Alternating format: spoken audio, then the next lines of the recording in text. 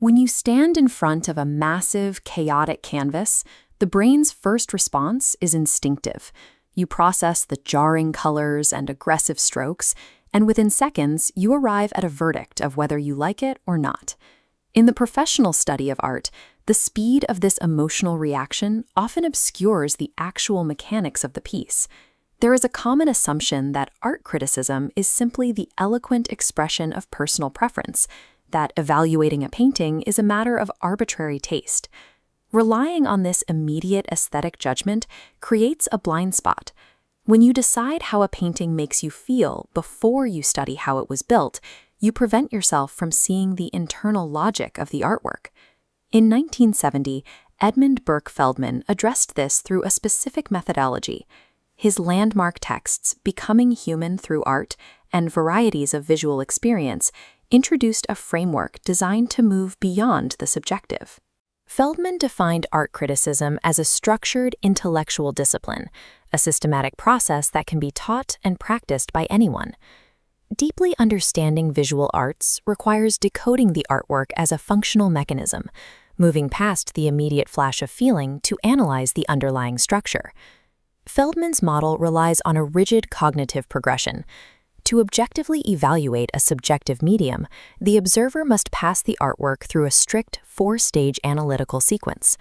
Those four stages are description, or description, analysis, or analysis, tafsiron, or interpretation, and finally, penilion, the judgment. The cognitive rationale here is the algorithmic deferral of bias. The observer is required to delay their personal conclusions until the very end of the process. Steps 1 and 2 function as a data collection phase.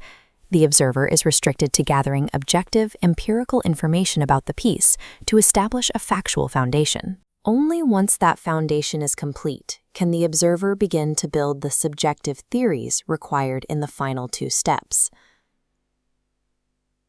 Feldman's model does not erase the emotional reaction to art.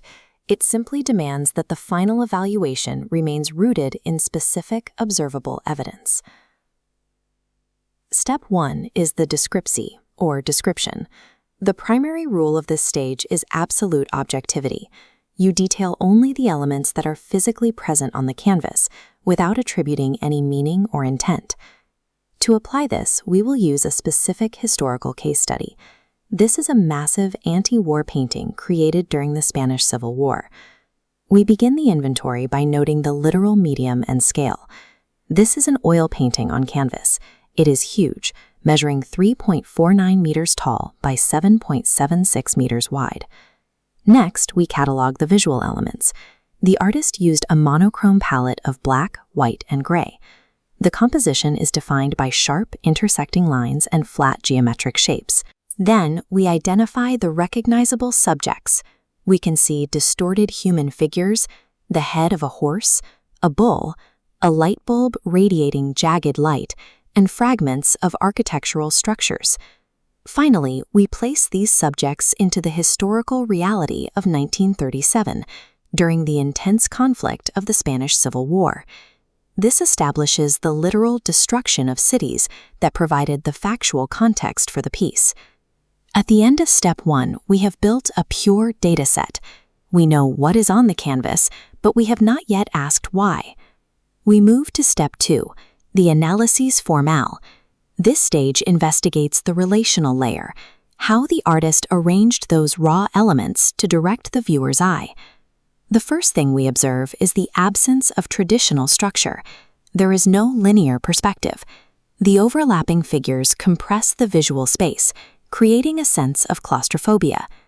We can trace the sharp, angular contrast between the stark white shapes and the deep black voids. These differences in tonal value determine the focal points. The jagged lines create an erratic rhythm. The movement forces the eye to bounce across the entire 7-meter span of the canvas, rather than following a single path. Furthermore, the scale and proportion of the figures are manipulated. The limbs and faces are stretched and fractured, making them feel physically unstable. The formal analysis proves that this composition is a highly calculated structural engine built to generate a feeling of inescapable chaos. Step 3 is the tafsiran, or interpretation. This is the semantic layer where subjectivity and creativity are finally brought into the equation. We can now factor in the artist, Pablo Picasso, and his personal reaction to the historical events documented earlier. But Feldman requires that every subjective claim about the artist's intent must be defensible using the visual evidence from the first two steps. We connect the dots. The claustrophobic space and jagged lines we analyzed earlier support an interpretation of sheer horror and civilian suffering. Combining the historical context of the bombing with the fractured proportions of the figures, we can formulate the overarching theme. The artwork operates as a universal protest against the violence of war.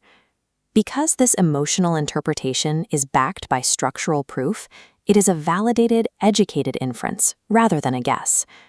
We arrive at the final step, penelion, or judgment.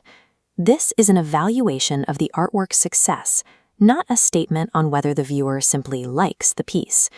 Feldman provides three distinct philosophical lenses to determine a work's success. Formalism evaluates the work based on its compositional integrity and its mastery of design principles. Expressionism judges the work based on its effectiveness in provoking an intense emotional response or idea. Instrumentalism assesses the work based on its social, moral, or educational function in society. The painting is a success under the criteria of expressionism due to its emotional impact, and instrumentalism, as it became a defining global icon of anti-war protest. By reaching this verdict through Feldman's 4 steps, we have shown that the painting is a masterpiece through the application of logic. Beyond individual analysis, this framework is used widely by art educators for portfolio evaluation and by museum curators to contextualize their collections. However, the model faces critique regarding its strict linearity. Real-world art experiences are holistic. Interpretation often happens simultaneously with description, making rigid sequential analysis feel artificial. There is also a Eurocentric bias, as it relies heavily on Western formalist traditions of composition. Because of this, Feldman's model requires adaptation when analyzing traditional Asian, African, or indigenous art forms, where cultural context often takes priority over formal geometry. Other theorists approached criticism differently, such as Erwin Panofsky's focus on deep iconography, or John Dewey's focus on art as a lived experience. While no single framework is universal, understanding the limitations of Feldman's model is necessary for developing robust, cross-cultural critical thinking. Edmund Burke Feldman's primary achievement was the democratization of art criticism. His methodology moved the evaluation of art into an intellectual discipline that is accessible to anyone willing to observe closely. By systematically dismantling an artwork, the framework trains the public to truly observe a piece, rather than glancing at it passively. Rigorous, objective observation provides the necessary foundation for validating subjective, emotional interpretation. Despite its linear constraints, Feldman's algorithm remains a central methodology in visual arts education. True appreciation of visual arts requires a balance: the discipline of the mind to gather evidence, and the openness of the heart to interpret its meaning.